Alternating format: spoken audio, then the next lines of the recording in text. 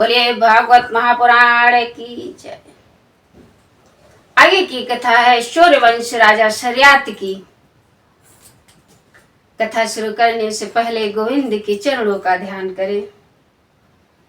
जय श्री कृष्णा, राधे राधे। श्राद्ध मुनि के तनय थे नृपाल शर्यात, है जिसकी अब भी यहाँ कीर्ति विश्व विख्यात।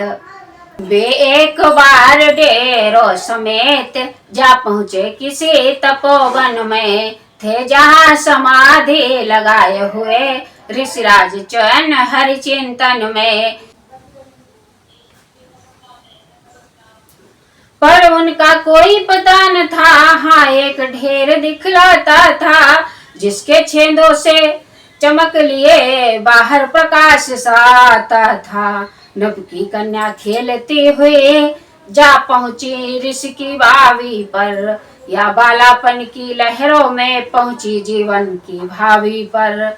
कन्या ने दो कांटे लेकर दोनों छेदों में चुभा दिए, उसके बदले में बावी ने दो खूनी आंसू बहा दिए। वह खून देखकर कन्या का आप ही कलेजा खून हुआ, दौड़ी डेरों की ओर मगर फिर भी उल्टा मजबून हुआ।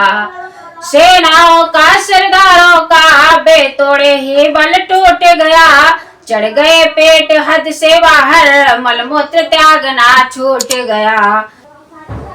तब डेरों में हर तरफ फैला हाहाकार, तब नृपाल कहने लगा सबके साथ विचार। इस पूर्ण भूमि में है भाई कौन सा पाप बन आया है, जिसके कारण परमेश्वर ने या घोर दुख पहुंचाया है। एक ने कहा या तपोभूमि चयन आश्रम गाया जाता है, उन ऋषि का इस घटना में कुछ छिपा हाथ दिखलाता है, इसलिए उन्हीं के पास चलो बेनिश्चय पार लगाएंगे। या स्वयं दुख को हर लेंगे या कोई राह बताएंगे। कुछ दिन तक ऋषिराज की होती रही तलाश, पहुंच गए सब अंत में उस टीले के पास। पाकर प्रमाण प्रत्येक भांति खोदा टीला धीरे धीरे, दो चार घड़ी में प्रकट हुई प्रभु की लीला धीरे धीरे। ऋषिवर के दर्शन करते ही उन सब का जीवन सफल हुआ, लेकिन जीवन के साथ साथ आंखों का चर्चा प्रबल हुआ। राजा ने पूछा जिस तिस से, किसने ऋषि के दृग फोड़े हैं। कन्या बोली कर जोड़ वहीं, यह पातक मैंने जोड़े हैं। राजा ने सबसे पूछा कि इनके दृग किसने फोड़े हैं, तो कन्या हाथ जोड़कर सामने आई और बोली पिताजी ये हमारी ही करनी है, हमसे ये भूल हुई है। नप बोले अब क्या करो निज पुत्री के साथ, हाँ अब तेरा भाग्य है उन्हीं ऋषि के हाथ।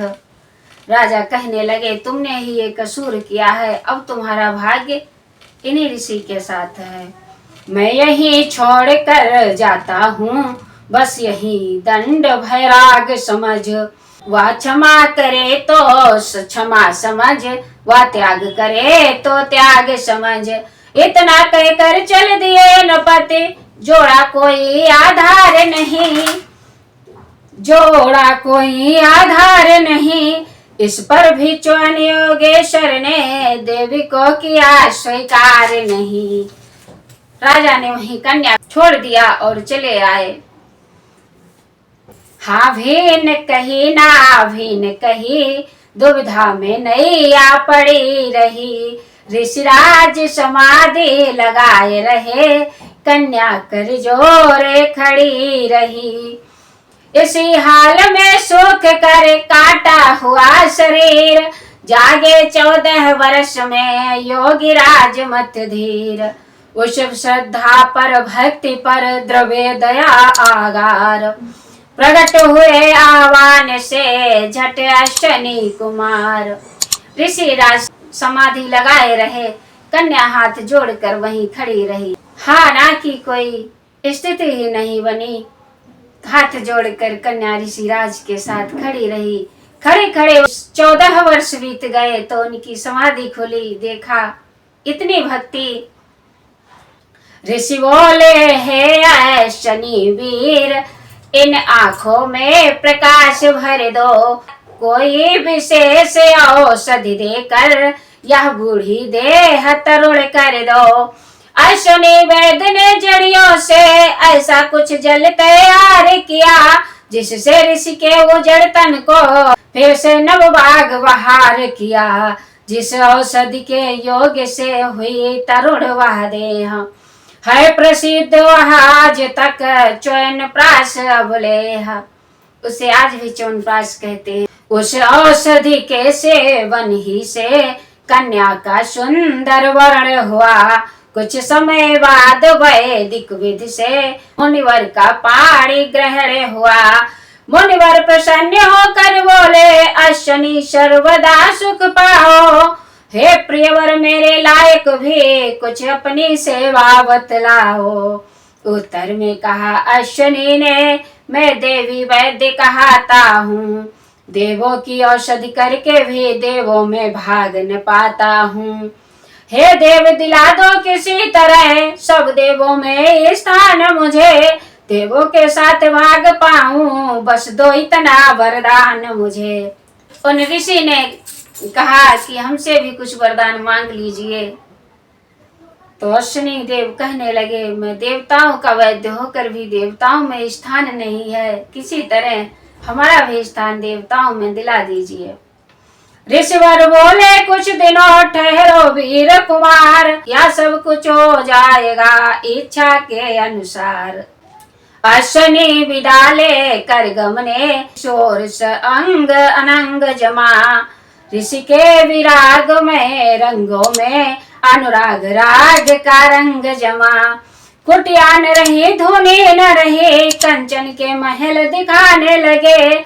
जिसके सुख भोग विलासों पर देवों के मन ललचाने लगे। जा पहुँचे सर्यात नप उसी विपिन की ओर, खींच ले गई फिर उन्हें उस ममता की डोर।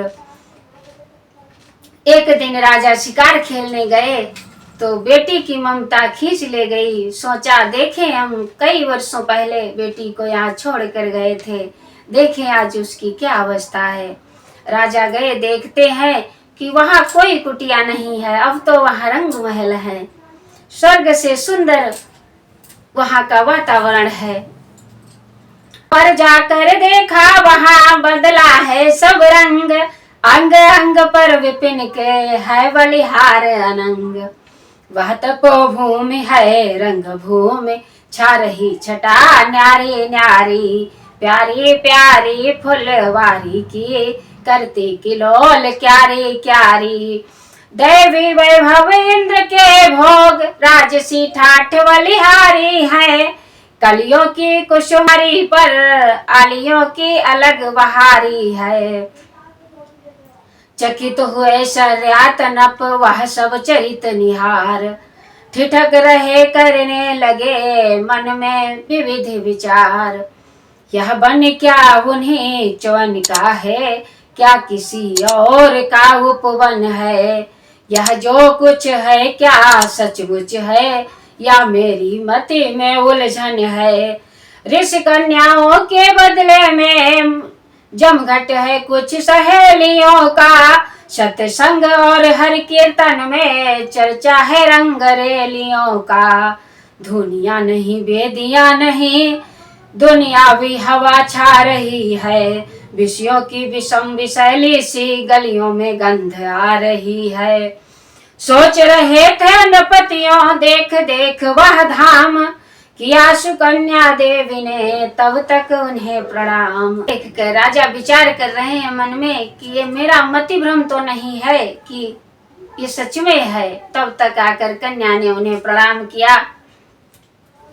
पहचान लिया उस आत्मा को, पर आत्म प्रेम दर्शा न सके। भर उठा कंठ मन उमड़ उठा, पर मन भर कंठ लगा न सके। सोचा यह मेरी कन्या है, पर मेरा वह दामाद नहीं। शायद मेरे जाने पर फिर मेरा प्रण रखा याद नहीं। ऋषिवर को कहीं हटा करके इसने यह राग जमाया है। कन्या ने विषयों के पीछे अपना घर और बसाया है। मेरा अनुमान अगर सच है तो विषम विषैली नागिन है।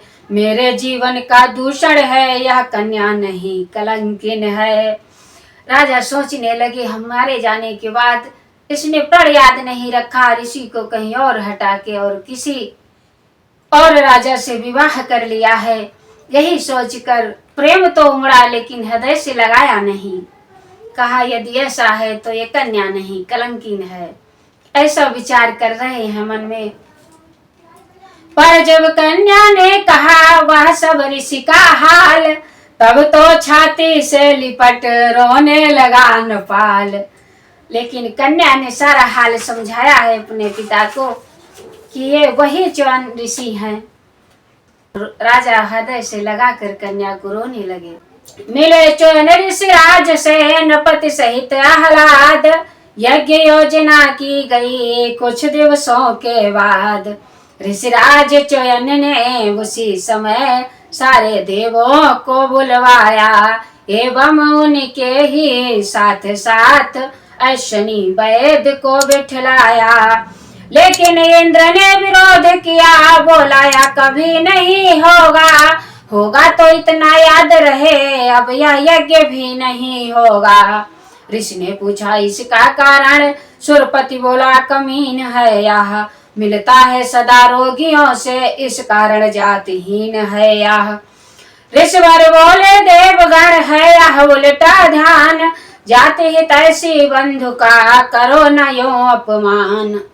जो तुमको स्वस्थ बनाता है तुम उसे अछूत बताते हो।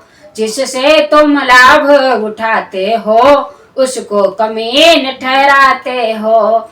यदि जात बंधुओं को यूं ही थू थू कर अलग हटाओगे तो याद रहे कुछ ही दिन में कौड़ी के 3 बिकाओगे।